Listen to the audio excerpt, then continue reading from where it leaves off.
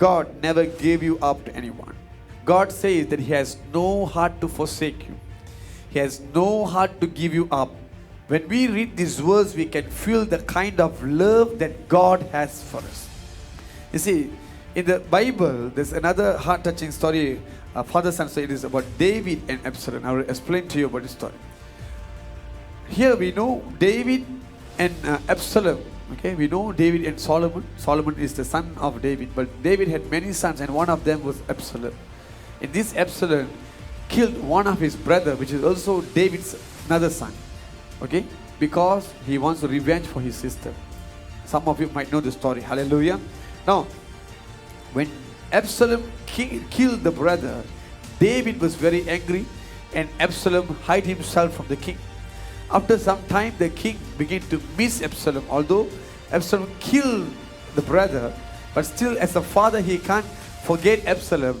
So he was longing for Absalom. And somehow Joab, the commander of the army, he made a way that Absalom returned back to the father, and somehow Absalom and David reconciled again. David forgave Absalom and accepted him and keep him with him. Now what happened? After some time, Absalom, he desired the throne of his father David. He plotted against David. He called the elders of the Israel and gathered some of them, and he rise against David, and David has to leave the palace, run for his life. The father showed him mercy, gave him a chance. But this time, Absalom is not showing mercy to the father, he's trying to kill the father. Isn't that sad? This is the nature that we are having today with us.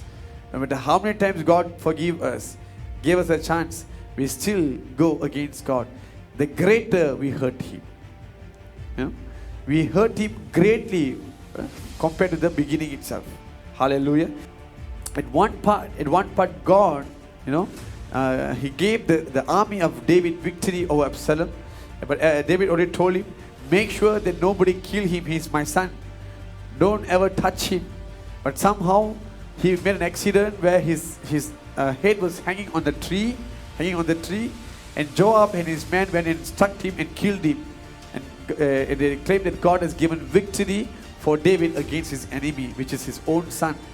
Now, see, after the son has committed too many things, after the son has plotted against the father to kill the father, not only that, the whole country began to know the story of David, that the son is after his life. He put the father's name to shame. After all this happened, still David is longing to save the son. He said that only if I had died in your place, why should you die? Can you see the love of the father? All kind of evil Absalom the son has committed against David. But the father has no heart to kill the son. He did not kill Absalom.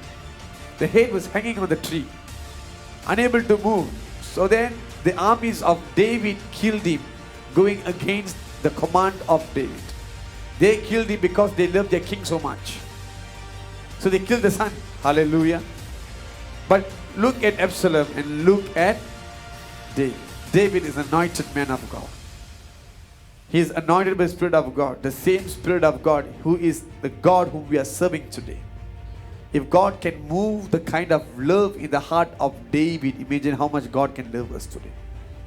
Imagine how much God can love us today. Hallelujah. He did not want to give us up to anyone. He did not want to forsake us to this day. Though we have gone against God, do things against God, we speak bad about God sometimes, we even mocked Him, we even grumble at Him, we fight at Him, but God did not forsake us. Even when we are unfaithful to Him, He is still faithful to us. This is what you should understand. Many times we hurt Him. We hurt Him. I'm telling you, don't ever think that God is without emotion. If He is without emotion, when Lazarus died, God wouldn't cry for him. He wouldn't wept for him that day. We are hurting Him. We are grieving Him. The term grieving means we are hurting someone. That's why I say, do not grieve the Holy Spirit. Hallelujah. Hallelujah. We know it is wrong. We intentionally sin against God. We know we are not supposed to go to that place. We know we are not supposed to meet this person. We know we are not supposed to partake in that thing. We do all this because this is the lust of flesh. Lust of flesh.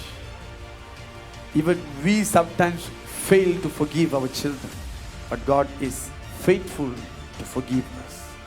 Two things you should understand that where God did not give you up. The very first thing is that He did not forsake you and give you up to the hand of your enemies. All of you has enemies in flesh.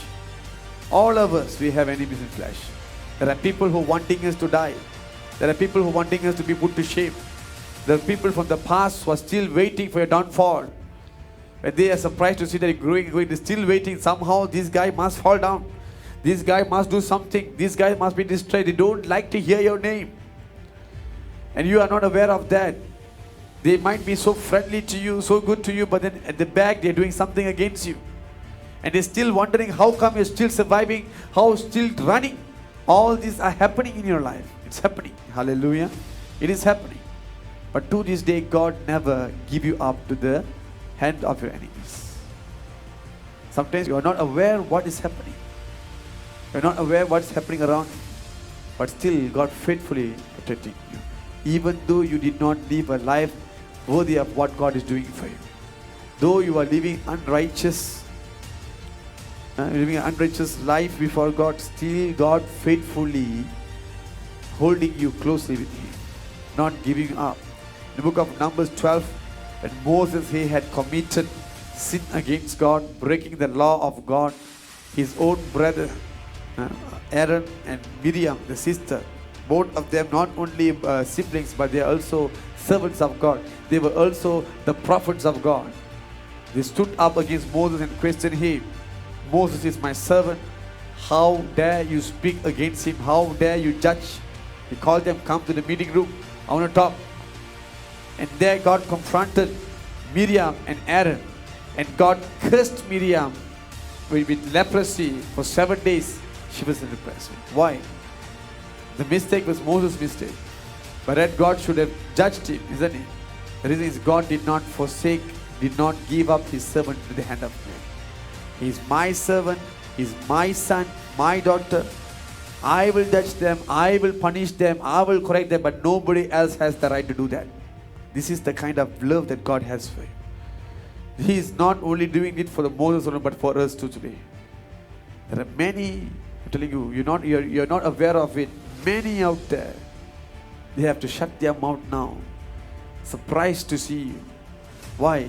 God is defending you still. Though they judge you according to your past, saying that this is you, will never change, but God is putting them to shame. God is putting their words to shame. Hallelujah. Showing that you are not like that. Sometimes, even though you are not right before God, but still God doing what is right for you. Secondly, He did not forsake us and give us up to the devil. You know something? Most of the time whenever we are doing wrong, the devil rightfully stand before God and ask to destroy us. Have you seen the story of Job? When Job, did not pray a day. The devil was looking for a way to find an opportunity to destroy him. He said, Lord, if you have taken away all this, would Job still faithfully praise you? Still faithfully walk before you? He tried to do this way so that he can destroy Job. Today, every time that we sin against God, every time we do sins and commit things that are against God, the devil will stood before us and will ask the Lord, see, you trusted him so much. You trusted her so much. What he has done to you. What he has done to you. If you see the book of 2 Samuel, chapter 12, these things happen here. When David committed adultery with Bathsheba, the prophet Nathan said that you have given occasion to the enemies of God to laugh at him. It's a battle happening behind us. When we do what is evil, the devil rejoices over you, counting it as a victory against God.